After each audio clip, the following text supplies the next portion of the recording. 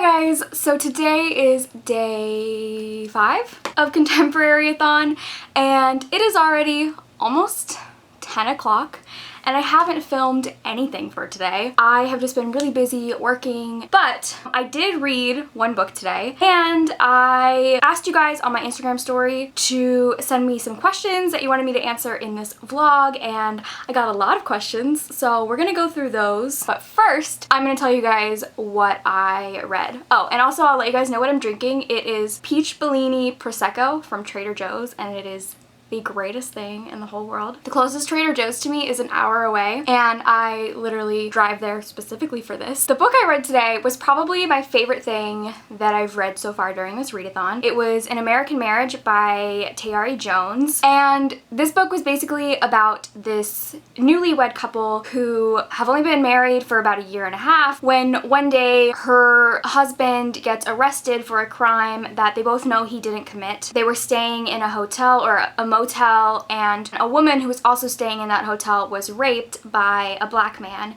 and earlier in the day she had run into the husband and they had like a little conversation, and so she mistook him for the guy who raped her and she accused him, and he was arrested and sentenced for 12 years in prison. One of my favorite parts of the book was while the husband was in prison, him and his wife were corresponding through letters. So about 40 pages of the book was just these letters that were going back and forth over the span of like 5 years, and it kind of shows the derailment of their marriage. The focal point of this book was that everyone in this situation was wronged in some way, and I could totally see everyone's side and point of view and like why they did things. So then basically the husband is released early. He gets out after 5 years instead of serving the full 12 years. But in the meantime, his wife had left him while he was in prison and started a relationship with their best friend. And so he comes out kind of hoping he can pick up where he left off in his life, but everyone else has moved on. This was just so good. Everyone was in the wrong at some point, and this book is told in 3 points of views: the wife, the husband, and then the man, the best friend, the man that the wife starts a relationship with. I think I'm giving it 5 stars. I don't know yet. I'm sitting between 4.5 and 5 stars. So this fulfilled the challenge of, I think I had it marked as a new to me author, but also it technically could count for a book with my initials on it. So I've officially completed all the challenges, and there's still 2 days left in the readathon, and I only have one more book on my TBR, so I'm preemptively calling this a success. So cheers to that! Now onto the Q&A portion. This first question, it's like you want to torture me. Okay, so this question is reread, rewrite, burn your top 3 favorite books of all time. So first, let's figure out what my top 3 favorite books of all time are. It's definitely these two, 1 and 2, or 1 and 2. I don't know. And then number 3 could honestly be a lot of things, but I'm gonna go with what's probably my favorite this year, which is Spinning Silver. Reread, rewrite, and burn. Reread the 5th season because I think this is the most perfect book I've ever read in my life. It was honestly such a work of genius to me. And I know I could never rewrite it and do it any better than N.K. Jemisin did. So I'm gonna reread this one. Rewrite or burn? Oh my god, this is so hard. This is kind of crazy, but I feel like I'm gonna burn Every Heart a Doorway. But hear me out. Do you ever love something so much that you don't want anyone else to have it? Because that's how I feel about Every Heart a Doorway. So I'm gonna burn it so only I can have it. That's my selfish, petty answer. And then, what would I rewrite? Oh, you know what? Okay. Here's what I would do. I would rewrite this, but only to add POV descriptors, because the only problem I had with this book was that the POV will change just mid-chapter with no warning, and so I would go in and add point of view markers so you know whose point of view you're in. And there we go. Boom. Top 5 horror movies. Train to Busan is definitely up there. It's a Korean zombie film. It's the best zombie movie I've ever watched. I really liked The Quiet Place. I think I'll put that on there, although I don't know entirely that I would classify it as horror. I think it's more thriller with a little bit of horror elements. The Witch is also a really good one. I know as soon as I start editing this video, I'm gonna think of a million more, but those are the only ones that come to my mind at the moment. What's your Hogwarts house? I'm a Slytherin. Hey, I'm a Slytherin too. How do you deal with having anxiety? I drink. No. That's a bad answer. Take it back. No, therapy, honestly. I'm such a huge supporter of therapy, and because I had a really long journey with therapy, a long struggle with it. I hated it for a long time, and it's because it is so important to find a therapist that you connect with. It is so hard to open up to somebody like that you don't know in that type of environment, and I always felt uncomfortable. But my most recent therapist that I had before I moved, she was amazing. And the first session that I went into, she didn't ask me like deep questions. We honestly spent the whole session talking about BookTube and Game of Thrones. Like, we connected over things and we got to know each other before she started asking me really like intense questions. And that honestly was like so helpful to my anxiety journey, because I had never before been comfortable with a therapist. I've probably had like 7 therapists in my life, and she was the only one I was ever comfortable with to actually like tell the truth to. I highly recommend therapy. If you have the ability to go to therapy, it's like just so beneficial. That's my little therapy PSA. How many books do you read per week, and how do you read so fast? It definitely varies. Minimum, I read 2 to 3 books a week, and that's if I'm really busy and I'm not really prioritizing reading. But if I'm actually prioritizing reading, I think on average I read like 9 to 10 books a week. And as for how I read so fast, I listen to audiobooks and then I follow along in the actual book, and it just helps me read so much faster. A bunch of people ask me what my favorite Netflix shows are. I don't know if that means like Netflix original shows or just shows that are on Netflix. So my favorite Netflix original shows